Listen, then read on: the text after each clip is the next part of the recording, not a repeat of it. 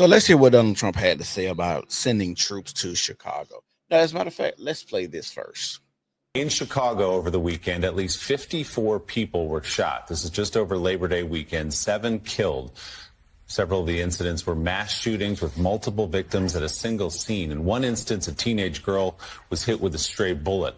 The violence comes as President Trump threatens to send federal agents and National Guard troops to Chicago to quell the crime there, despite objections from the city's mayor, Brandon Johnson, and Illinois Governor J.B. Pritzker. Unfortunately, Joe, this is not unusual in Chicago, which has been plagued by gun violence for generations, not years, for generations.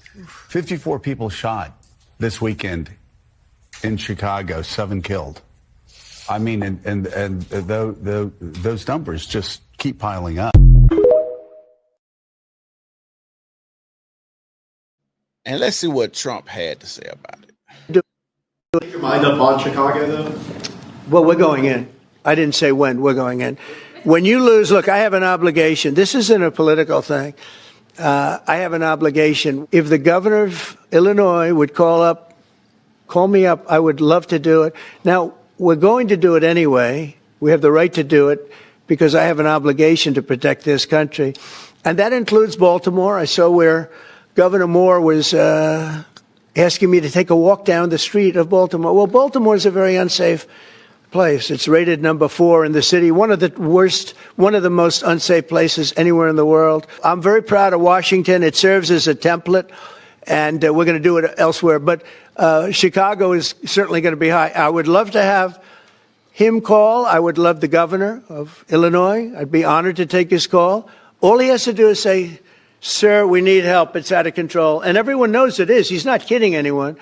I would love to have, I would say, Governor Moore call, because I watched him over the weekend trying to explain that Baltimore, what they need is housing. No, they don't need housing. They need to get rid of the criminals. Make your mind up. So how do you feel about that? What do you think? Crime is definitely, and well, people don't understand how these political parties play against us.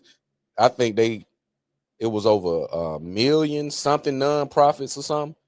People are using these nonprofits for these programs, but they're not servicing. I think they raised like some billion to combat homelessness in California. Right. And they ain't even put a dent in it. So where that money going? Right. So people don't understand these Democrats and Republicans, whatever you want to call it, they play to the middle. We push you to the middle away from the resources. So I keep you fighting amongst each other doing all this riffraff while I'm doing my scheme on the backside. So I put all the attention over here to make it seem, you see what I'm saying? Right. Because it's always the same. It's always the same cycle. It's always this violent uptick here, and it's the same. It's the usual suspects. So at what point it ain't no cleaning up your own neighborhood, because we don't view this as ours. We're just renting. See the squatters. So you think black people don't view the neighborhoods that they stay in as their own? Not as a whole, no. You got the Crip and the gang culture in Cali that believes that this is my block, this, that, and other parts like that. But black people as a whole, we don't just say this is my area and really believe that. They know they got to pay taxes, whatever's to stay over here. And if I don't do it and I don't comply with these rules, I'm gonna get up out of here. But we don't just have this my hood type mentality as if it's my nice car outside. I'm gonna keep that clean, right? Right. You'll see the same thing if I truly felt that this was my neighborhood. Do you think Trump wrong for sending these troops and National Guard into these places to get them cleaned up?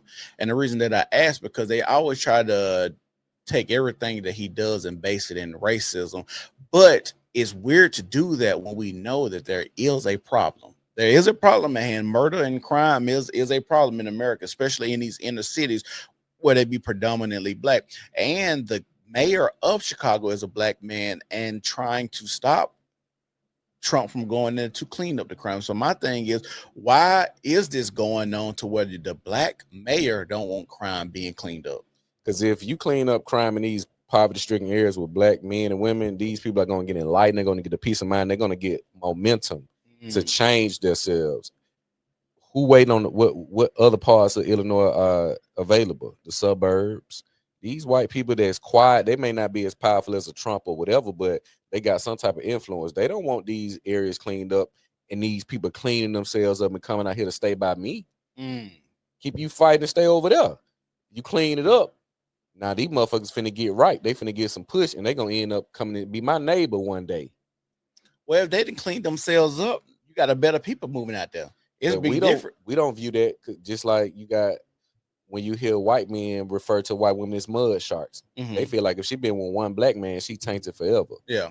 So rehabilitation for black people don't translate to a lot of other races. They don't see you as really rehabilitated or refined. And that's crazy because even with like the opioid epidemic, they feel like they can rehabilitate the white man from being addicted to drugs and shit like that. But all of a sudden, and can't nobody else be rehabilitated? That's an ailment in addiction. We talking about a whole mindset and a culture. That's what I'm saying. If people can get something over strong like an addiction, I think you can be addicted to the culture and what's going on in your neighborhood too. I think that kind of, to me, go hand in hand when we talk about just comparisons. If I can get over being addicted to a drug, I think people can get over being addicted to a mindset. The thing is, that easy. I think it's I know I'm saying it like it's cut and dry, but I think in our community we deal with a lot of, I'm gonna say this, retardation. So it's kind of hard for me to expect a group of people to do something. Like if I see a motherfucker run his head against the wall, I'm gonna be like, okay, something wrong with him. Now you got to ask yourself, well, why do black people keep putting themselves in these same situations over and over? Y'all keep running y'all heads into a wall. So I got to just look at it and be like, this motherfucker retarded. I just got to look at it like that. This person is retarded. They ain't got no sense. Ain't no saving them. And that's why I say it need to be a real serious purge of our community, because we're trying to, and I hate this conversation when it comes to like the black power people or the people that say they for black people. You got to have a mindset and an understanding that everybody cannot be saved.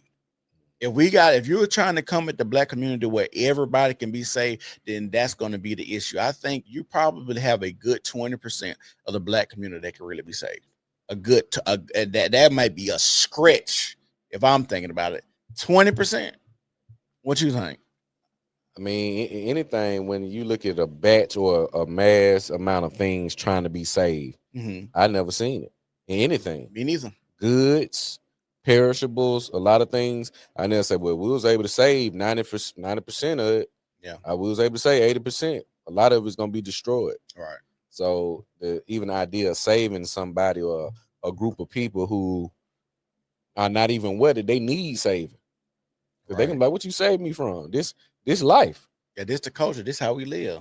So it's like I said, that's an individual choice that people got to make before you. Nah, you ain't. Trump doing what he need to do, because again, how long you gonna let it perpetuate? Yeah, I think that's the question. How long you gonna let it go on? And even so much so, like when we talk about like the 94 crime bill, the 94 crime bill basically would just put a lot of niggas in jail. Like I was listening to a video that was talking about Joe Biden when he authored the crime bill and what he was on the Senate floor saying, and how he was talking about, oh yeah, all of these kids being raised. This is 94. This we talking about what, 30 years ago? So all of these kids being raised without without fathers and single mothers and perpetuating crime, super predators, all of these things that are getting said about this 94 crime bill and why it's needed and being implemented against black people. Then you get around to your 3 strikes rule and stuff like that. Like this is a real target on black people and people that I know that don't have no fathers in the home. We had drugs, we got retardation. They talking about autism was on the rise on black boys because of some people say vaccine, some people say no, but why is it, why do we see it so much more in young black boys? ADHD, like we see all of these things on the rise in the black community, and we can't act like there has not been an attack on our community. Yeah, and just listen to the language. It said, I'm coming to clean up, not rehabilitate, clean up. Yeah. And we just finna clean this bitch up, make it all right. You ain't finna come in here and rehabilitate these people, put the necessary resources, in here, in this area. You're not doing that. And that's the part that I think is, to me, the part that I think might be a little bit more scary, because just to clean it up, and what do you give the people? Because when you take something from somebody, you got to give them some else. And what does cleaning up really translate to? What do you mean? What is going to be the day-to-day when you bring these people in. Right. Are we gonna have to check in, checkpoints? Are we gonna, funnel them to this area? Like, how is this gonna look?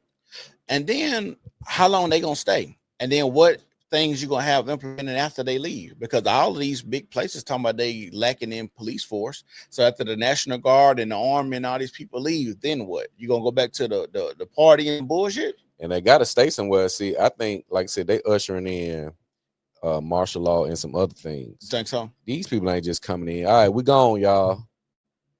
So you think they're gonna be there and they stay there? Yeah, I know I'm coming in here for 3 weeks and I'm finna dip. What you think gonna happen when I leave? Same shit. Exactly. So why would I come in and do that for 3 weeks and then dip and undo everything I just did? Well, you could come in 3 weeks and leave, and it might more likely it's gonna be longer. But I'm just saying you could come in and do that to show that it can be done. Not necessarily. I'm here to stay here. I'm coming in here to show, hey, if they want to clean up crime, they can. They don't. These mayors and these governors over these states, they don't want to clean up crime. I'm the president, and he said, I gotta do that. I come here and I can show you that it can be did just like I did in Washington, D.C., but we ain't even have no murders in 2 weeks. Wait, we got black men getting on TikTok and making videos like, hey, bro, I can walk down the street with my jewelry on now. Like, this is a different feeling, a different atmosphere. It just feels safer outside.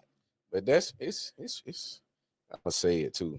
It's rooted in a lot of things. I think they know black men inherently have a fear of white male authority, especially in uniforms and badges with guns. Niggas gonna get right. So that's what that is. When I'm finna send them white boys down there, I know y'all gonna be on y'all best fucking behavior when them white boys them guns down there, because they gonna shoot some, and they ain't going to jail and gotta worry about being snitched on phone them. Okay, so let me ask you put your ass in that dirt. We watch a lot of body cam footage. Well, what about the black women? All of them, all parties involved. Because we see them act up all the time against police and authority.